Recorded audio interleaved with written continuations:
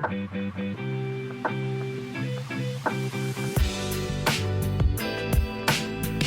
and welcome to Cooking Through the Collection.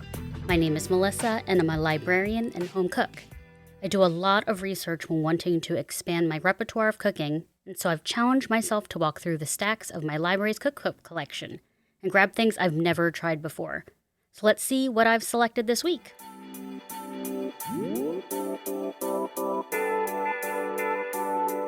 I had not planned what this episode's cookbook would be, so while I was researching, TechMouse44 on Instagram posted the following about the Aromas Ascend episode.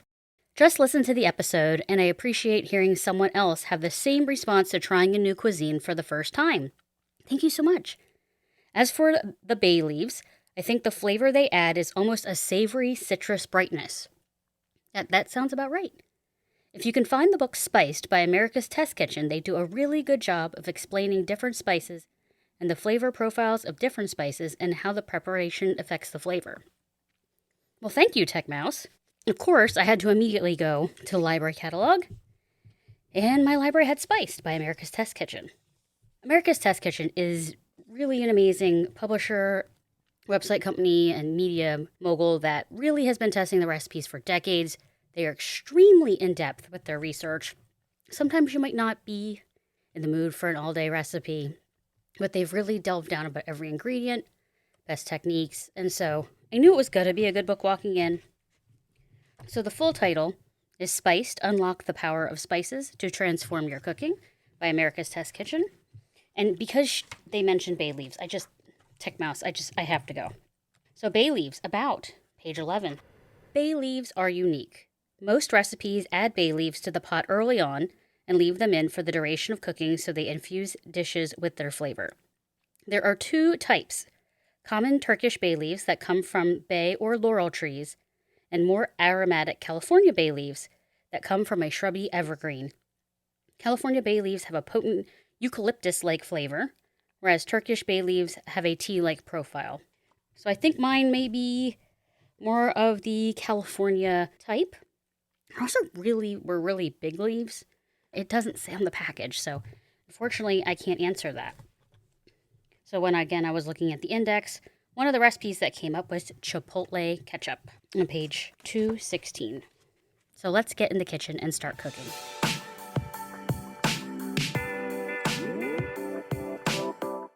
So I am going to be making the chipotle ketchup from page 216 of Spiced.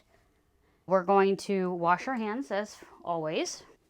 Important steps. And there's a lot of spices today. This is one of those recipes that might be a little bit more of an investment of money to have these spices. If you're one of those lucky people that lives near somewhere where you can get small amounts of things in a spice shop, you'll be all set. Luckily, I already had all of these things, so that worked out in my advantage. So it says, bundle the bay leaves, peppercorns, mustard seeds, cloves, cinnamon stick, and allspice in a cheesecloth and tie with kitchen twine to secure. Set aside. I could not find a cheesecloth, but I have these coffee filter bags, and that should work great, and I won't even need kitchen twine because it has a string. So we're going to start with 2 bay leaves. The ones I have are really large, so what I'm going to do is take a gigantic one and rip it in half and place it in the bag. As you remember, we talked about bay leaves back in the Aromas Ascend episode. That's actually what inspired me to make this today. So get into the bag. We're going to close the container. 1 teaspoon of black peppercorns. The peppercorns I have are Kampot peppercorns. These are from the Spice House. It says Kampot peppercorns from Cambodia are strictly certified appellation of origin products, much as champagnes are. The red ones have a jasmine-like sweetness and subtle heat, but the black peppercorns harvested earlier have a spicy richness and intense flavor. So let's give them a shot. It says 1 teaspoon of black peppercorns. So we're going to take that and try not to spill them everywhere. So the next ingredient are yellow mustard seeds, which I have on hand for making other dishes. I don't remember what I got these for before. So a teaspoon of yellow mustard seeds. They're significantly smaller, so they're going to make even more of a mess. So let's try not to do that. A teaspoon of whole cloves. So I have a bunch of cloves. Also Spice House. Again, not sponsored, but I really do love their products. Cloves, whole hand selected. Discovered in Indonesia's Spice Islands, cloves have long flavored the recipes of Asia, Africa, and the Middle East, as well as present-day baked goods everywhere. Slightly sweeter and more complex than the Indonesian variety, Sri Lankan cloves are hand-picked, yielding a plump, perfect shape ideal for studding hams or oranges. I did grow up in a household that studs hams. So that is a thing. So it says a teaspoon of whole cloves. So right now it's been pretty straightforward measuring out equal amounts of everything. Come on out of the container. Obviously measuring cloves, since they're a completely different shape, a little bit more challenging. Okay, 1 cinnamon stick broken. I have some of those left over again from the Aromas Ascend episode. Korinche cinnamon, cassia sticks. Cut and washed with thick quills, our true cassia sticks are grade AA. These 4-inch sticks are perfect cocktail length and great in punches or eggnog. If allowed to dry, the quills can be reused 3 or 4 times. So it says 1 stick broken in half. These are quite long. As I recall before, it broke easier than I recalled. I'm still going to take a thinner one and have a half chance. There we go. And then a 1/4 teaspoon of allspice berries. Now, allspice is not all spices. It is one spice. I remember learning about that. Allspice berries. Jamaicans take great pride in their world-famous allspice, harvested from 40-foot pimenta trees. So named because of its reminiscent of clove, cinnamon, and nutmeg all at once. Allspice lends a rich, warm flavor to barbecue sauces, jerk seasoning, gingerbread, and apple pie. Ooh. Gingerbread and apple pie sounds good. So a 1/4 teaspoon of allspice berries, so significantly less. These are bigger than peppercorns, so that's interesting. Pour them into the bag. Okay. So then we're going to secure this cheesecloth, which will be pretty straightforward, though I can tell this is kind of a cheap bag, so I'm going to not push too hard on it. Secure it shut. I will tie a knot. Okay, so we finished part 1. Part 2, heat a Dutch oven and oil over medium heat until simmering. Add onion and cook until softened. Stir in tomato paste and garlic and cook, scraping the bottom of the pot until fragrant. Okay, I am going to mince the cloves. I had one of those silicone garlic peeler things. I don't know where it is. I've never quite gotten it to work the way it's supposed to, but it kind of looks like a cannoli shell, but it's silicone. And you're supposed to, let's try it. You place the clove inside and you roll it. You have to roll it more than you think you do. Hey, worked pretty well this time. Okay, so we're going to do that. Place the next one in. Oh, that sounded like I might have broken it. Maybe there were 2 cloves on that one.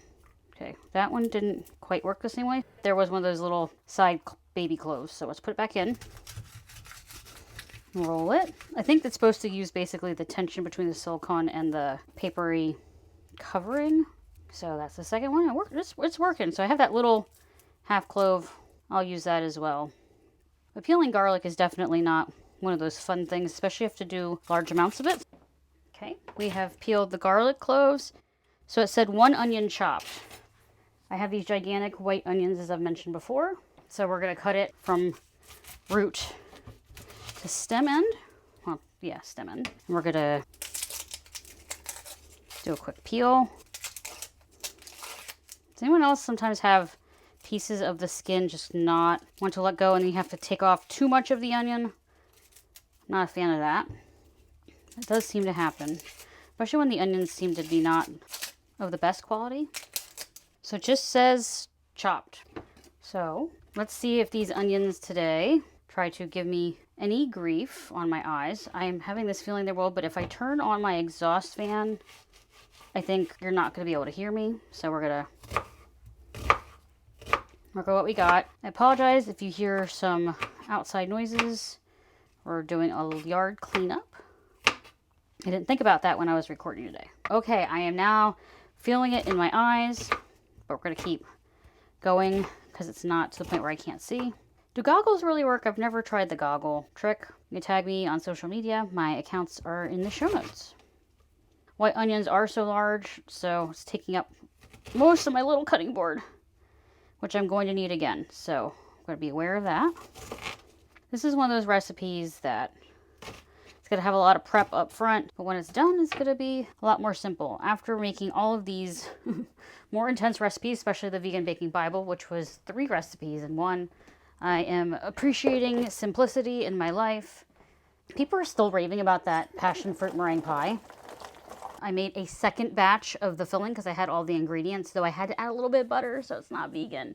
I did warn everyone when I was making it again. So I'm going to move the onions over to a plate. The term at culinary school when you're prepping all of your ingredients in advance was called mise en place, things in place, which I really do appreciate that French term. So this is for the garlic. It needs to be minced, which is interesting since we're going to be blending it, but I guess the recipe really wants it to release its flavor. But yeah, I love garlic, lots of things, aggressive garlic. I'll even eat small amounts of raw garlic. This obviously will not be raw, it's being cooked. But yeah, a lot of people don't know that ketchup has so many spices in it. Some people say ketchup may be bland, but it's really not. And this ketchup, obviously, it's called Chipotle ketchup, will have a kick. My husband loves a spicy ketchup. We actually can get some at our local farm. They make spicy ketchup using their really good summer tomatoes. And you're probably going, Melissa, is it summer in New Jersey? No, it's not. And you're probably going, why are you going to do something with tons of tomatoes? Well, you can't just make things in season. So we're going to do, not necessarily cheap, but, you know, a well-known thing. Wash my hands again after all the onion and garlic, so I don't have that sticky residue. Dry the hands. Okay, this recipe is using a Dutch oven. Because we're using tomatoes, an enamel one is better. Clear the deck. Put it on the back burner, because as we've learned, the front burner is not quite powerful enough. Okay, so we have our garlic, we have our onion, we have our spice sachet. Heat oil in Dutch oven over medium heat until shimmering. So this is the back one. Medium heat on my stove is about 5. 1 tablespoon of vegetable oil. So in my household, we use canola oil. I know that some people use safflower or peanut.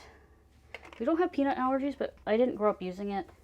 We're going to heat until shimmering, which is interesting because I don't think of medium shimmering, but we're going to do that. Add the onion and cook until softened, 5 to 7 minutes.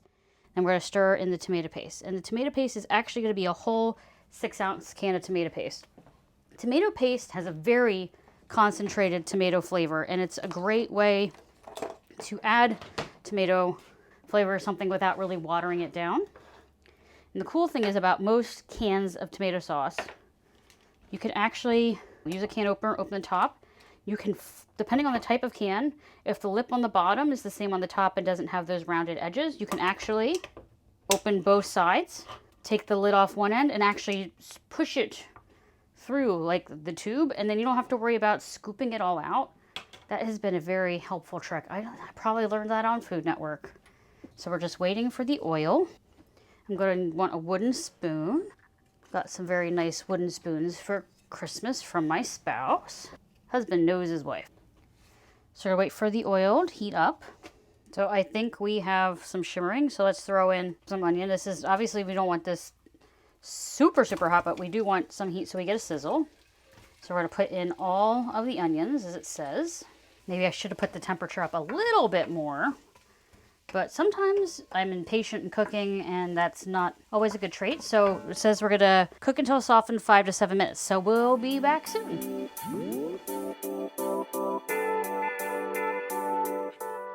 It was really interesting to see in this recipe how many spices go into ketchup. One of my favorite spices actually in baking and is important in this recipe are cloves. So I wanted to read the section on that on page 12. Pungent, peppery cloves are the dried, unopened buds of an Indonesian tree. They resemble nails. In fact, the word clove comes from the Latin word for nail, clavus.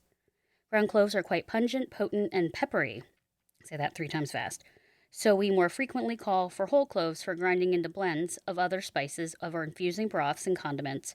However, jars of the assertive ground spice make a statement in baked goods like spicy molasses spice cookies. I can tell you that in my family, they were definitely a major ingredient in baked ham. My father would stud it with cloves, put powdered mustard all over the ham, and then, of course, pineapple slices and cherries. You know, this was the 80s. Let's be real. It had a look. It was probably a 70s recipe, but I came across it when I was a kid, and I can definitely tell that flavor. So, yeah, one of my favorite spices. And I'm back. And we've gotten these until they have softened. So then we're going to add the tomato paste and garlic. And as I had said before, if you cut both ends of the tomato paste can, the 6-ounce cans, I don't know if the bigger ones work, kind of take that first lid off and push on the bottom and push it through the can, and actually just kind of comes out. I'm trying to figure out what to describe it. I'm old, so I would say maybe like the frozen juice concentrate, where it just keeps the shape of the can. It works really well. And then it says also to add the garlic. So I'm going to add the garlic. It says stir in the tomato paste and garlic and cook, scraping the bottom of the pot until fragrant, around 1 minute. So we're going to break up the tomato paste, mix it into the onion. It's going to help it actually break down a little bit and kind of separate from itself.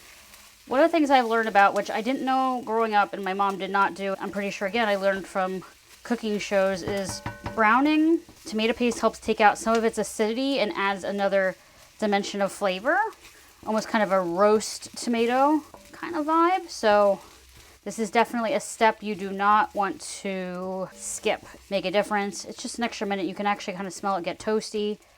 You also don't want to brown garlic too long because it will burn. I think because the tomato paste is in there, we'll have a little bit more time. I usually don't brown garlic by itself for longer than 30 seconds because I've had burning issues, but it says scrape the bottom because things will stick to the bottom and those can be very tasty bits. I know for some of the recipes at culinary school, they called that a fond, that bottom bit, and you want those bottom bits. With a wooden spoon, I don't have to worry about damaging my pot. As again, I said, I'm using an enamel cast iron, so I can be a little bit more careful about that. We've almost been a minute. I don't have one of those fancy Vitamix blenders. I just have old style Oster blender. It is a glass jar, not base, part.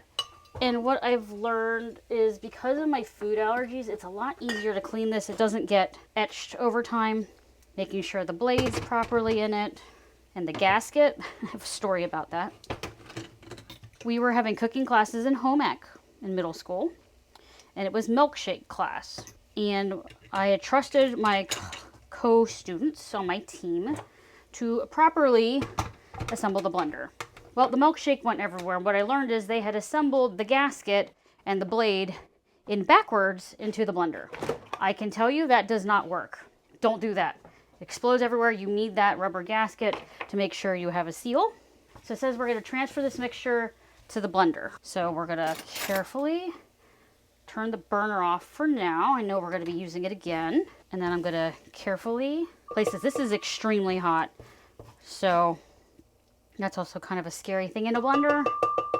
Get as much of this in here because the onion is going to be getting blended, obviously, so we don't want chunks. I'm probably going to have a piece, but we're going to put it through a strainer, and I hope that will get any errant bits away.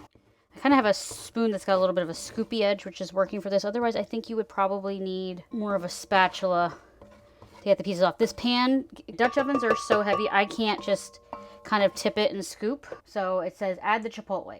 It's 2 tablespoons chipotle and adobo sauce. Chipotle is one of those really very intense but really lovely flavors. They are a pepper that's been smoked. I believe it's a jalapeno. I'll probably correct myself when I'm in my studio area. So this has a pull top lid. And then it's stored in what I believe is a tomato-based sauce. Very flavorful, but it goes a very long way. This is why this is a spicy ketchup. So we need 2 tablespoons minced. I'm guessing that that's going to be 2 to 3. Yeah. I can already smell how hot these are. And I'm also worried about the heat. I'm not going to try to pull. You can't really pull the seeds out of chipotles because they're just so wet. And it's going to, of course, be everywhere. So I'm going to carefully wash my hands. So it's about 2 of the larger size chilies in the can. I am going to very carefully get under my fingernails and everything because I did have to pick them out. Maybe I should have used the fork. And also, it always comes in a can where you're going to need lots of it over time. You definitely don't want to keep it stored in the can. You should never do that with any object. So it says half of the tomatoes. As I said, we are not in summer. Tomatoes off season are gross. The story is my parents said because I grew up in the Garden State that I actually would not eat off season tomatoes at all. So our solution is to use canned tomatoes. I'm using whole peeled tomatoes because they're the least processed. Honestly, if you need to do a cheat of this, I'm sure a smaller cut will be fine. That will save you a lot of time. But I'm using the 2 cans. So I'm opening 1 can now. And it says they should be cored and chopped coarse, which is interesting because that means I could have used the smaller amounts. I'm going to cut them into quarters and place them in the blender. This blender is going to be extremely full. So this is why I can tell it's telling us to do this in smaller batches. I may not even put them all in. The peeled tomatoes are already going to be nice and flavorful because they've been picked at the height of season and steam packed. This is a good off-season solution. My husband has made regular ketchup out of cherry tomatoes in a slow cooker, and it's absolutely delicious. But we got a few more months until that's going to be an option for us. I love tomato season in New Jersey. Corn and tomatoes. I make a corn and tomato salad. Very simple and straightforward, and it's absolutely wonderful. When I make tomato sauce, I also will use these whole peeled tomatoes because, again, they've been the least processed. I really love Tutti Rosso tomatoes in the purple can for that kind of thing, but I didn't want anything with spices, so I just got whole peeled tomatoes from a brand that we all know. I didn't get the store brand. I'm putting all the liquid into because obviously that's an important part as well. I also have some of the extra juice from the cutting board, so I'm going to pour that in and not waste it and also not have it all over my counter. We're going to process into smooth about 30 seconds. Well, most of this is not thermally hot. I would consider this mostly hot. When you're closing a blender and you have a hot item, you do not want to have the lid completely shut off. Like if you have the center hole for pouring in, you want to have that open so you have a chance of letting the steam out because it will explode and then you will get burned. I'm going to run this for about 30 seconds. I might have to run it a little bit longer. I'm going to start on low and work my way up. And for mine, it's not a dial, it's buttons. So here we go. Actually going to do some pulsing because the top part is not really blending. So revving my engine. So that's well blended. And I used a paper towel on top because I knew it was going to come out. Transfer to the bowl. So that's just half the tomatoes. I'm going to take my strainer. It's a fine mesh one. I use it for straining lots of different things and rinsing grapes and stuff because it doesn't have large holes. So I'm going to take the blender off the base. We're going to scrape off as much as we can. And then I'm going to pour all the stuff that I worked at into the strainer and kind of scrape the bits I can. I'm going to put that back onto the blender, make sure it locks because, again, blender misassembled, bad things happen. So then we're going to blend the other batch of the tomatoes and we will be right back. So I am back. I'm going to put the rest of the tomatoes into my strainer. If you have a small strainer, you might need to wait and do this part. Mine's pretty large. I think everything's going to fit. I'm going to pour all that out into my strainer. So this is where they said there's a bit of a challenge. Working in batches, see, I should have probably not put it all in. See, read ahead. Didn't read ahead. Working in batches, strain puree through fine mesh streamer set over now empty pot, pressing firmly on solids with ladle to extract as much tomato pulp as possible. And then we're going to discard the solids. Because we're trying to get out all of the skin, because we want like a smooth ketchup. Chunky ketchup's not bad, but it's not what people expect. I'm actually not using a ladle. I'm using my big wooden spoon and I'm pressing the liquid through the strainer kind of around the sides. And I can see it actually coming through. And this is going to take some time. This is patience. The other thing you can do is if you're kind of, pressing it against the sides, you're going to have to really rinse this strainer off when you're done because there's going to be a lot embedded in it. I would use the hose handle on your sink if you have it because you do not want this drying because it will not easily come out. Also, another tip, remember how I mentioned you don't want to leave the chipotles in the can in the fridge? If you're worried about staining your plasticware, you can actually spray it with some neutral oil, like a canola spray, and then put it in. That will help with the staining a little bit. You can also take the chipotles and you can either chop them up a little bit in halves or freeze them whole, and then you can just have them and then pull out what you need. I do that with tomato paste when I buy a container. I measure it out in tablespoon amounts because that's usually closer to the volume that I use in a recipe. If you don't use tomato paste a lot, that's a really good plan. Otherwise, I would get the tubes and get a good Italian brand of the paste in the tube. So I picked up the strainer now with its handle. We're now into more of the solids, so you should use a little bit more pressure as the recipe suggested because now you're pushing through, getting more of the tension of the solids. Since there's no skins on this, this is why you would want to get as much of the skins that you can. Luckily, these tomatoes were already peeled.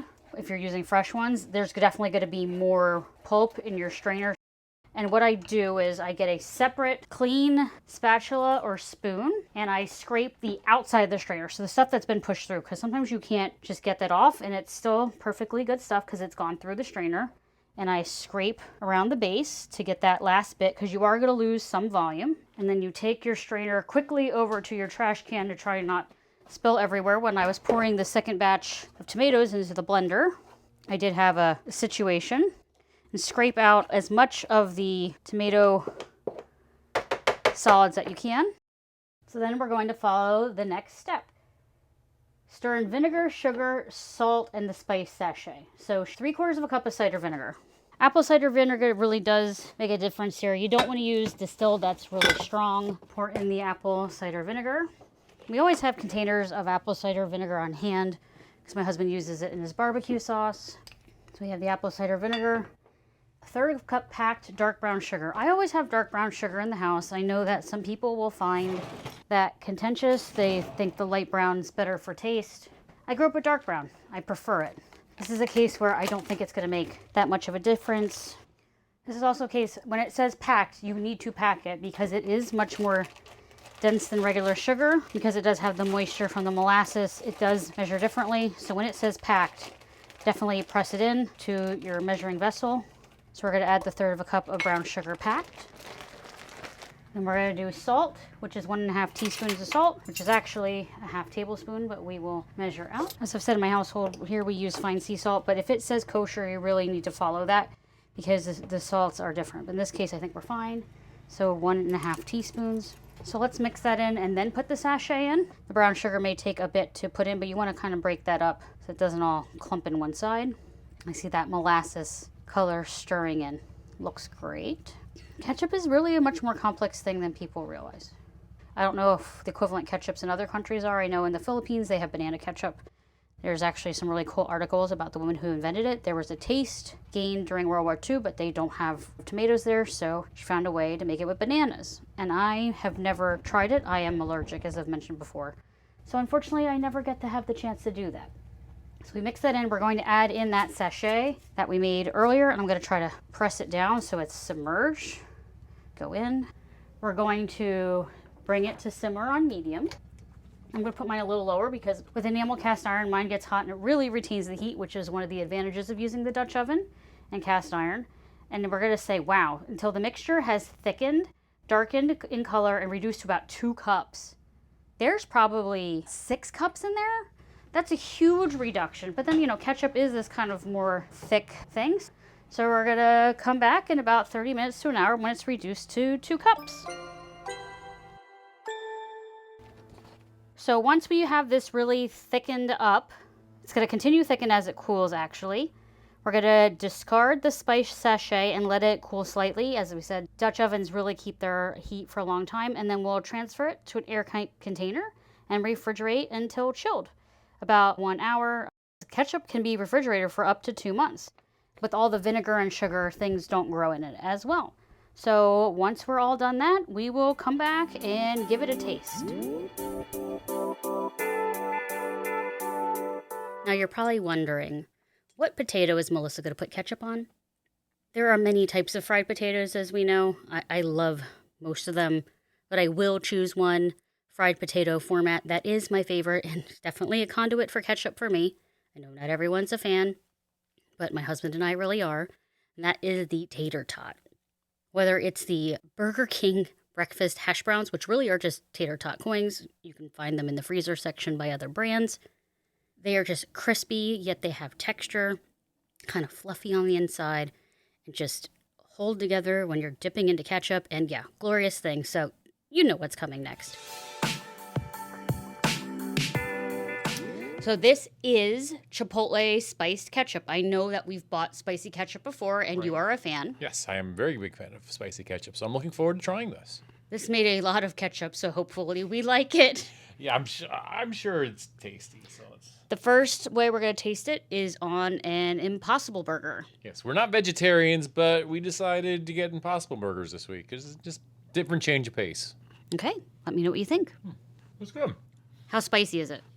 Well, as we've discussed before, I have a spicier palate than you, so I could have definitely taken it up a notch or two, but it's definitely there. You can definitely taste the spice in there. It's Okay. good. Okay, and then we're going to try it on our favorite fried potato product, That's tater right. tots.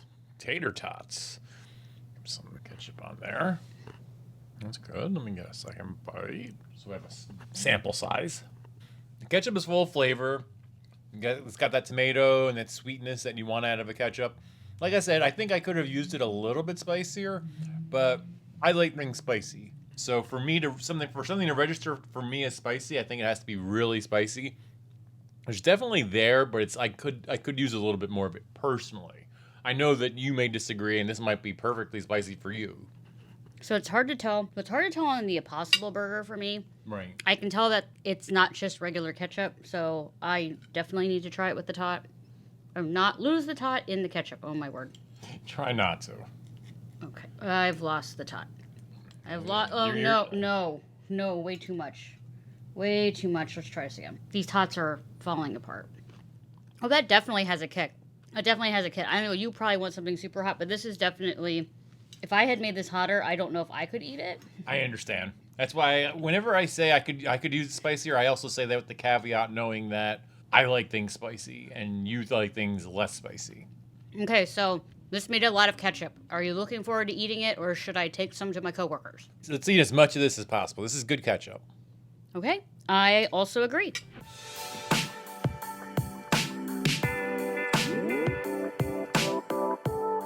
So here are my final thoughts on Spiced: Unlock the Power of Spices to Transform Your Cooking by America's Test Kitchen. Again, a beautiful cookbook, and actually this cookbook in my library was a book endowment. So they thought it was such a great cookbook that someone has it in their name, as in memory of. There are beautiful photos. Recipes are extremely detailed, but not so wordy that you're falling asleep. Straightforward, beautiful pictures. And it's really great to find ways to try spices that you may already have in your cabinet. Or if you're being adventuresome and you're walking through the grocery store, maybe there's something you want to try for the first time. If I was going to borrow it or buy it, I would definitely buy this. I have other America's Test Kitchen cookbooks. I do find them really as good resources. I also like that this one has recipes from around the world, so they use the spices in different ways. So you can give something a try, and whether it's a different type of cuisine or something you're familiar with, you just want to make a better recipe. Thank you for joining me on Cooking Through the Collection. If you enjoyed this episode, please consider subscribing, leave comments and reviews on any of your favorite platforms. Again, thank you, TechMouse, for this recommendation. You can visit the website for more information at cookthecollectionpod.com. Follow me on Instagram or Facebook at cookthecollectionpod, or on Twitter at cookcollectpod. Thank you so much for joining me for this episode, and happy cooking.